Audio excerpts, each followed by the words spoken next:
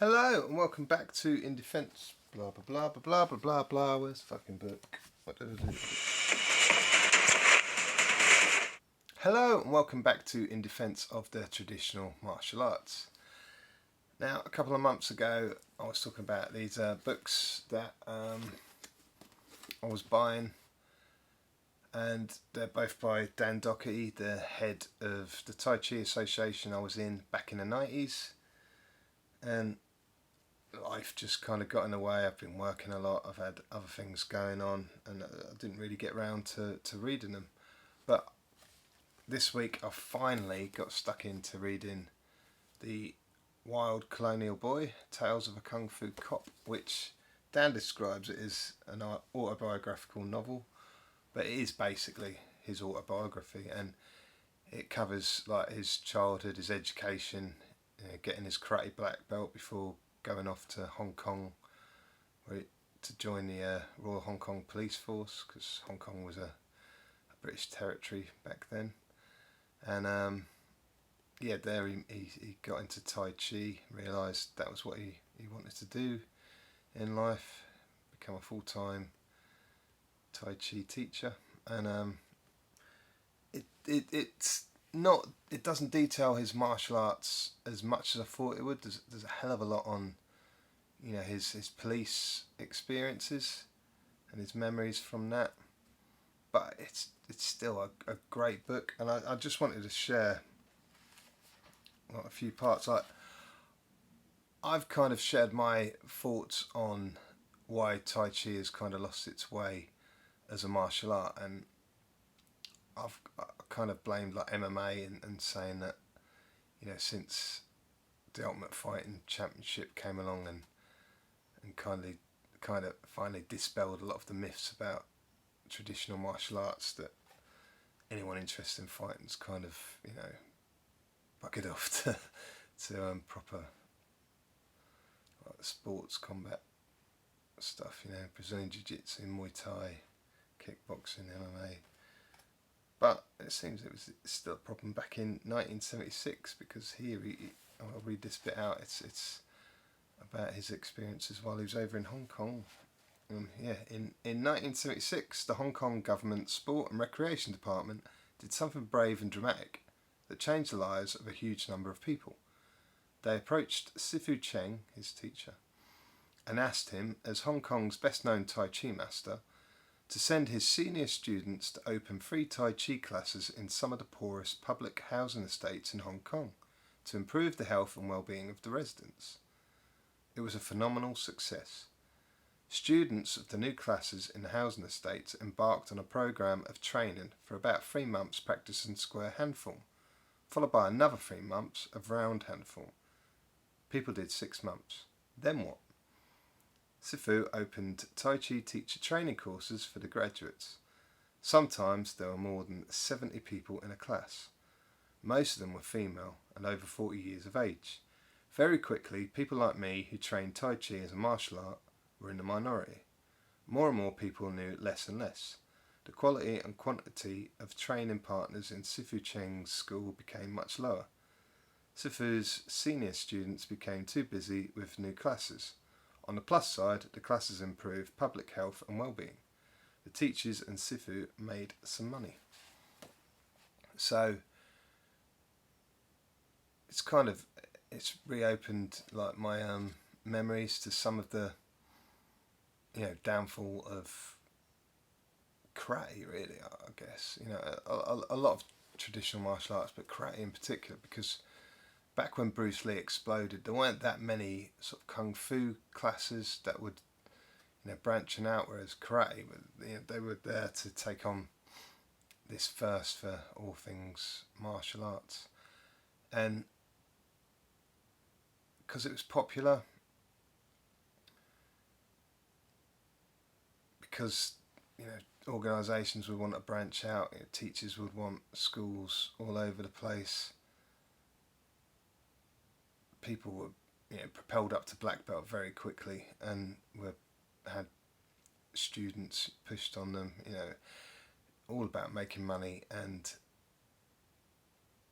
as this happened, as teachers had watered down skill sets, teaching new people, you know, the quality would get less and less and less. And I think in the end it led to karate's kind of seen as a bit of a joke. Cobra Kai, kind of, it's a dinosaur sort of martial art. I love karate, but that's just an example for me. And I also remember, you know, back in the 90s, I was young, and I loved Tai Chi, and the job I was doing was specifically, I was doing it because it fit around my training. And even though I was there at the early days of like MMA taking off, I loved Tai Chi so much that I didn't want to like ditch it to go and train in this new thing. Kind of wish I had now. But I was so into Tai Chi, but at the same time I got offered a chance to teach it as a job, and I didn't want to turn my passion into a job, because I'd seen it, you know, where when it becomes about money, you can't teach it the way you want it to be taught. You have to like let things slide. You have to do what the students want to do, basically. You know, you have to cater for the masses, and it just dilutes that sort of skill set. Yeah, so there's that, and there's also I've been thinking about doing a video on the importance of understanding what you're doing in the form. Like, even if you don't want to do Tai Chi as a martial art, you can definitely improve your form by understanding what, like, the applications from the techniques contained within the form. So there's a section here where Dan writes, "In my decades of practicing forms and decoding individual movements, I have operated on the premises that everything is something. All the moves have meaning, or had." I mean, a lot of the movements in Tai Chi get explained away as like linkage, so you're just doing that to get to the next move. And in fact, there's a bit in this book where he talks about where at some point his teacher's just telling Dan, "Oh, that's linkage." But then later on, he's like, "Well, this is what this move is." You know, once he becomes more accepted. And yeah, the other part being like all had, you know, the meaning that they had, like, because some movements the applications have long since gone, and for some of the movements they just don't really exist in the context of how we fight today. Like some of these traditional sort of double punch moves, you know, you're never going to see that. And I often wonder if they ever were a thing, or if that's just a kind of movie construct. Be interesting to do a bit of an experimentation on it, really. Yeah, so the likeliest explanation is usually the correct one.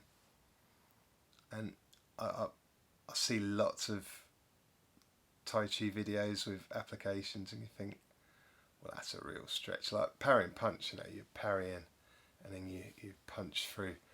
I see that going off on major tangents, but it's a parry and it's a punch, you know. Why do you need to overcomplicate that? Yeah, the lack of head turns in Tai Chi forms is to develop peripheral vision, so we can deal with multiple opponents coming from different angles. Not sure I agree with that. You know, for me, you've always kept your head in line with your body, not to develop peripheral vision, but because that's just Tai Chi. It's about, you know, everything in balance, like the health aspects of it. If you're twisting your neck and doing something else, that's not good for your muscles. You know, everything should be relaxed. That kind of thing. I don't think it's for, yeah, dealing with multiple attackers, if I'm honest. But am I going to argue with a world-leading like knowledgeable person on Tai Chi? No. Each turn represents a new opponent, new situation, and something I've not kind of thought about, but it makes sense. There's some techniques where I know that for sure, and it makes sense that that's always like that. Many techniques are designed for using against 2 or more opponents, and also not all attacks or defences are made face to face with an opponent.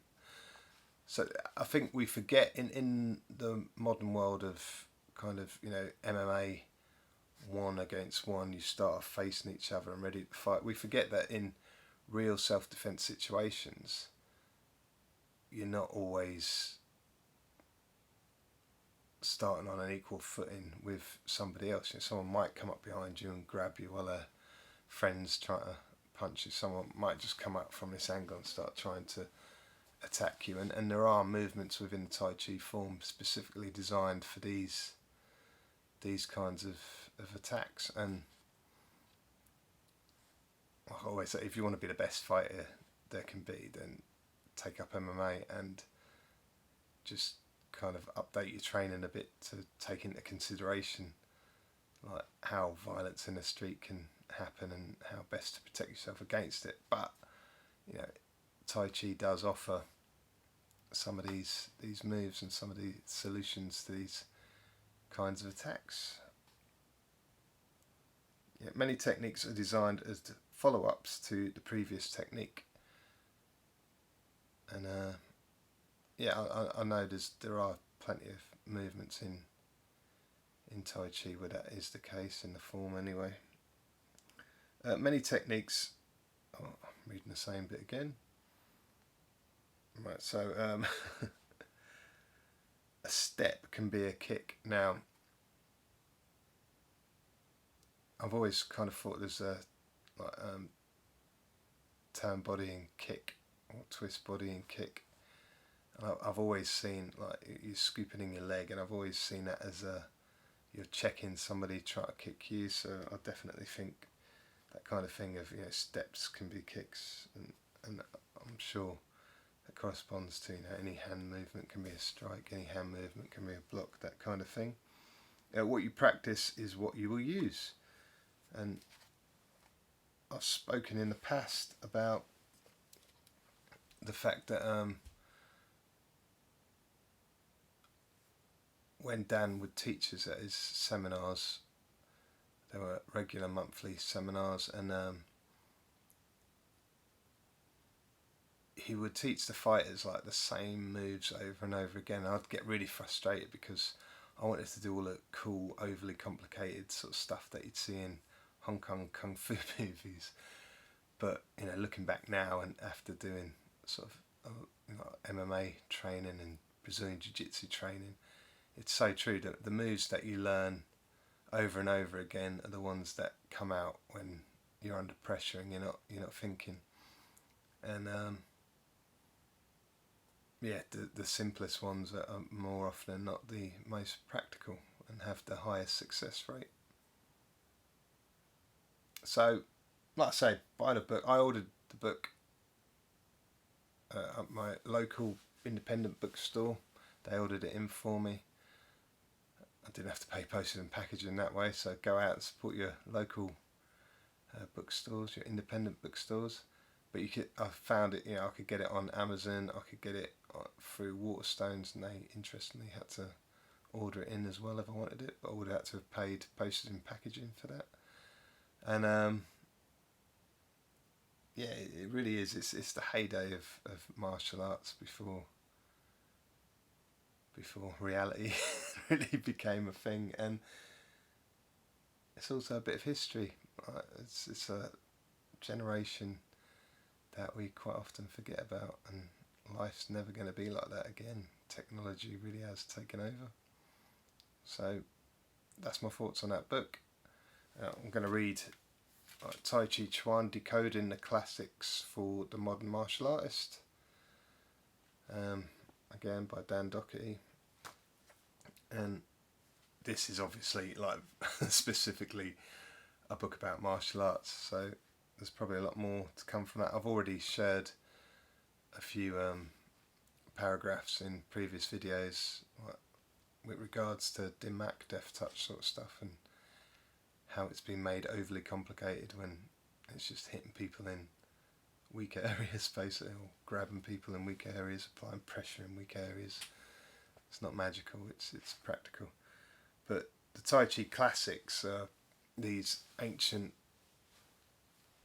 texts written about Tai Chi, and you can read them out and you can try and apply them to your martial arts. And Dan translated them himself from Chinese, with help from a few people as well, because the translations that were around at that time were kind of done by people who had good Chinese knowledge and good English knowledge, but didn't really have good Tai Chi knowledge. So yeah, I'm looking forward to reading this.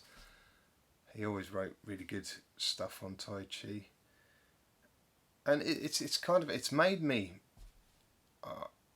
doubt myself, because I'm going to go back to jiu-jitsu maybe next week, and this has made me yearn for the fact, training in a martial art where you have these kinds of things, you have the classics to try and sort of make sense of, and it's almost making me think I want to take up HEMA, historical European martial arts, because to get that excitement, to get that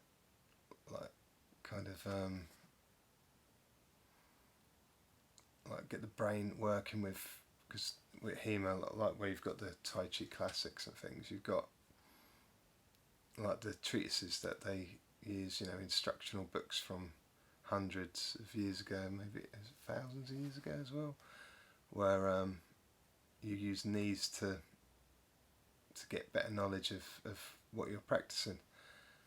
And I think I'm going to have to think about what I want to do going forward.